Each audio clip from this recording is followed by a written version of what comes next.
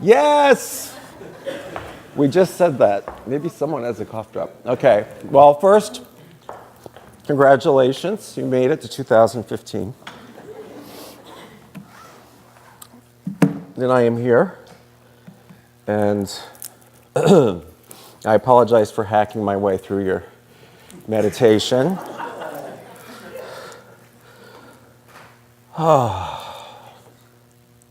So it's interesting as I get ready to come here. I share with people. For those of you that don't know, I travel from Cincinnati. I was here before.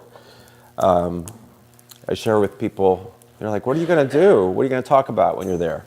And I say it's really our burning bowl ceremony.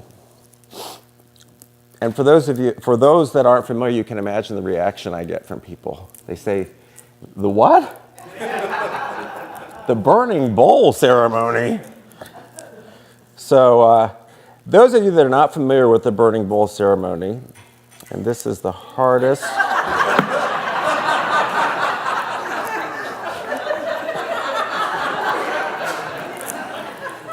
How long were these in your pocketbook?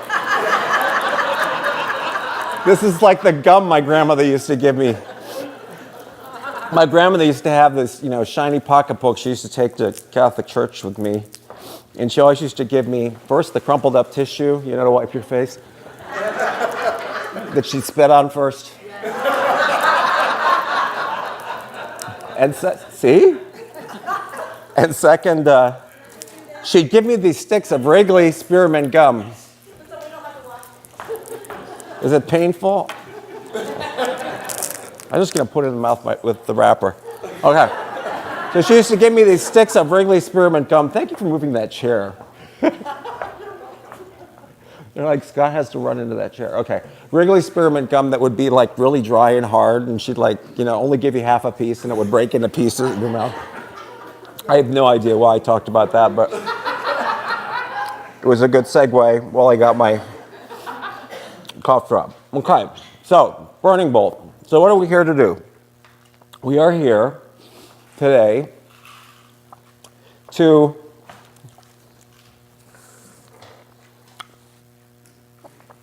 write down those things from our past year that did not serve us. And we place those into the burning bowl to be. And fire, of course, is a change in form.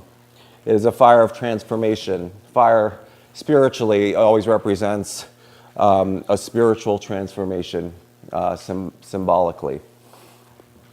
But I want to talk a minute, and then we're going to do the rest sort of contemplatively, just a minute, about the release, and then what we're going to write down on the SAISY, on the self-addressed stamped envelope that you will receive probably in 6 months or so. Is that right? Which is you're setting yourself up for good intentions for the year. So one of the things with the release is we want to bring ourselves into awareness as we think about these things from our past year.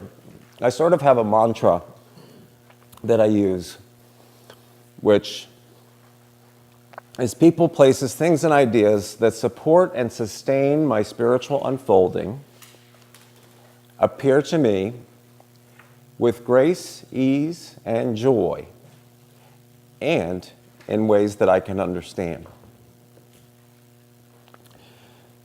That which supports my spiritual unfolding.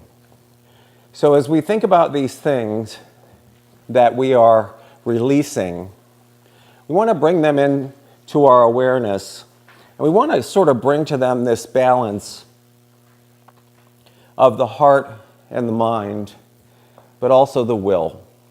And we don't talk much about will, but there's good will and there's bad will.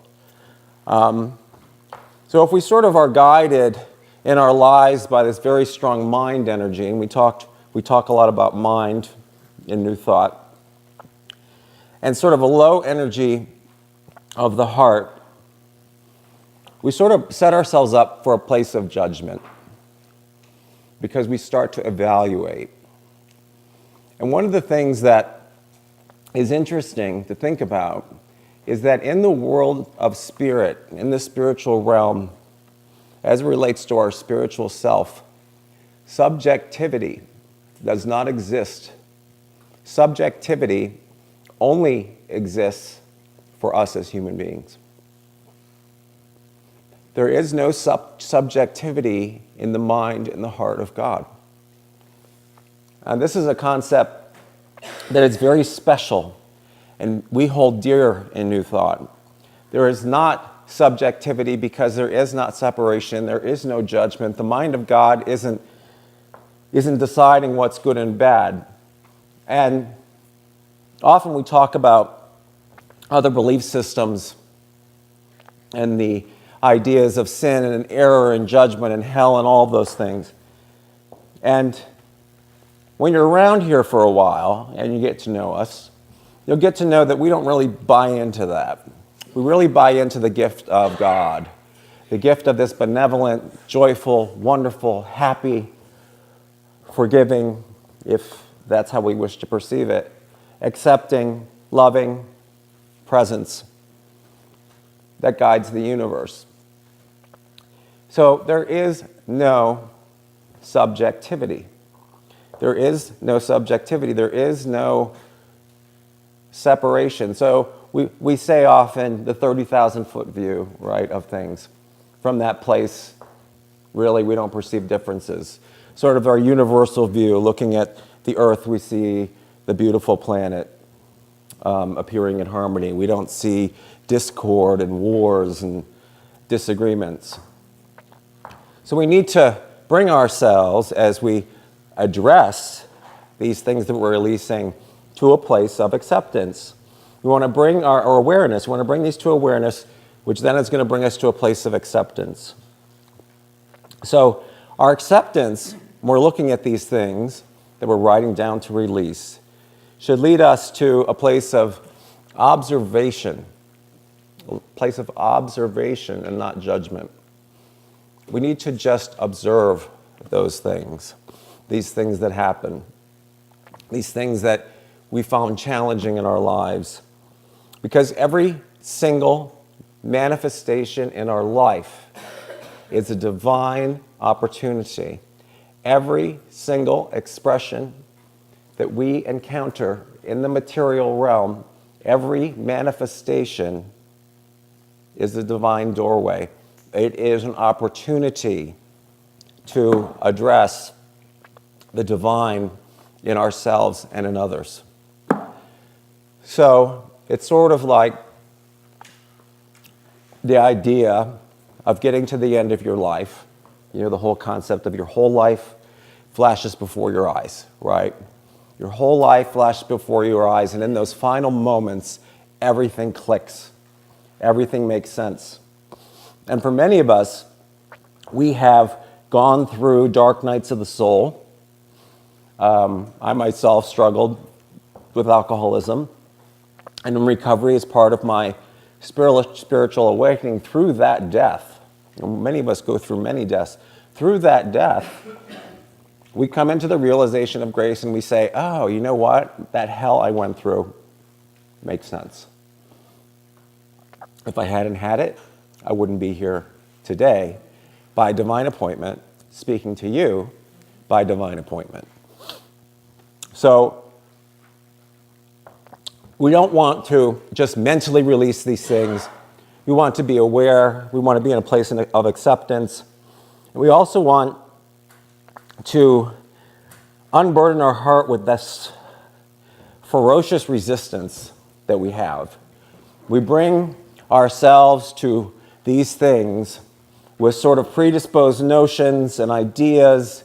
And if any of you have ever done any work in the Akashic Records, it's about sort of the generations of your soul, the lives of your soul, and what baggage, what have I brought with me to address these things in my life? What have I brought to this place that is causing me to resist? Resistance leads to so many places that are outside of the place of our spiritual center. Resistance leads us to places of judgment, of anger, of projection onto others, projecting expectations onto others, demanding that others conform to our way of being. So we want to step away from those strong judgments that create that ferocious resistance, and in the process, paralyze our ability and indeed our job, which is to be a beacon of light and solicit or bring out that light in others. That's why you're here. So, in addition to awareness, acceptance, we want to bring ourselves into a place of appreciation. Now, for many of us, we sort of have this inner compass that directs us to a place where we avoid pain. But in the process of avoiding pain, we're also avoiding the pursuit of our dreams. We're so closed in, not wanting to take action, that we're not turning ourselves outward to pursue that which serves us. So this relates directly to the two parts of what we're going to do today. We're going to release in acceptance and gratitude and awareness that which didn't allow our light to shine in this past year. And we're going to do that in a place of appreciation, of gratitude for all that is, and allow that pain to go so that we can bring ourselves into a place where we can express the light that we're here to express. We're going to relax our boundaries, the boundaries that we've placed on ourselves, and most importantly, the boundaries that we project on others, because we do that. We sort of have this mind czar that rules our life. So we're going to have a coup d'etat. We're going to overthrow the mind czar. All in favor? And I propose that we, by declaration, install the heart czar for this coming year. Because this past year, we have seen and experienced, not only personally, but societally, some terrible things, terrible intolerance. And so we're not going to carry that. We also can be here as a spiritual body to release that pain for our collective consciousness. We have that power. So we're going to know peace, harmony. We're going to let our hearts guide us. And so in the awareness and acceptance and appreciation, we then move into action, which is our intentions. We're going to let our hearts guide our minds, because when we do, our minds reach out. Our minds reach out. And then when we do, our minds reach out and our will is effective. It's harmonious. And lastly, we're going to do all of this with anticipation. Not expectation, Expectation to me translates as a mental exercise, sort of a mental thing. My expectations of you, what I think you need to be and do. But when I think of anticipation, I not only think of the Heinz ketchup commercial, but I also think of, I know, sing it to yourself. Okay. I also think of something that you're waiting for with your heart, with your being. My best friend's coming. I'm in anticipation of that, not expectation. I'm not just expecting my friend. I'm anticipating that. We're anticipating these things in our new year. So when we move into the part where we're writing that sort of note to ourselves, those intentions, we're writing it with anticipation. I had a friend of mine that said to me, as I explained the burning bowl, after her surprise that we called it the burning bowl, she said, well, so the letter to yourself, is that sort of like to knock you back into place when you get it? That's not the reason you're sending yourself a letter. The reason we're sending ourselves those intentions is that right now, today, you are releasing those intentions in the spirit into the law of mind, into the law, with the belief that they will produce in our lives as aware, accepting, heart-guided, appreciative, anticipatory human beings.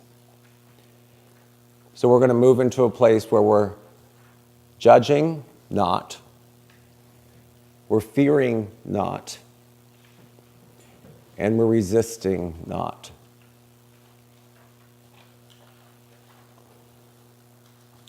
And we're going to keep ourselves mindful of the fact that the conflict that we perceive in our lives is really, truly related to our perception of ourselves as unlovable or unworthy. And you're not unlovable, and you're not unworthy. You are worthy, you are deserving, you are loved. You are in a community of like minds and like hearts. So I just invite you now to close your eyes.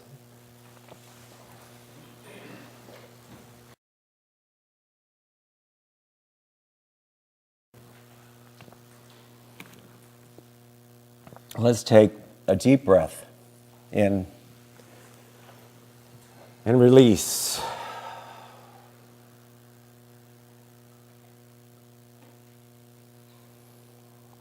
And so we bring to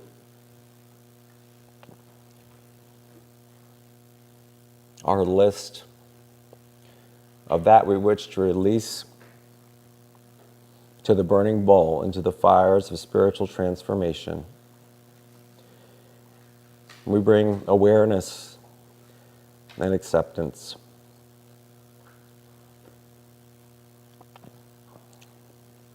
We also bring our sense of gratitude. That despite our perception, we know that there is no subjectivity in spirit, that somehow, some way, it is all there to serve us. And so let's take a few moments in silence to record that which we wish to release.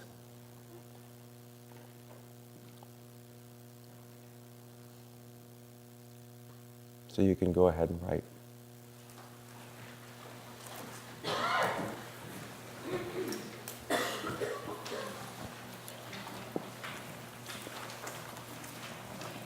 When you're finished, please join me back in prayer.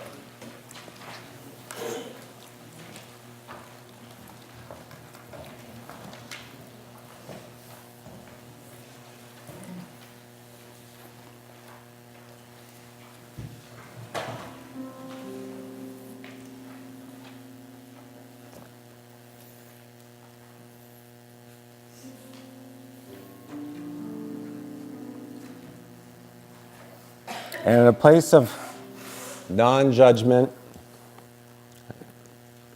in a place of courage and strength, in a place of non-resistance, and in the attitude of action and anticipation,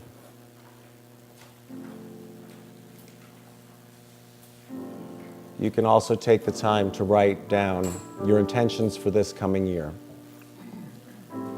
Place those in the self-addressed stamped envelope. As you complete those two things, please try to just keep yourselves quiet as others finish up.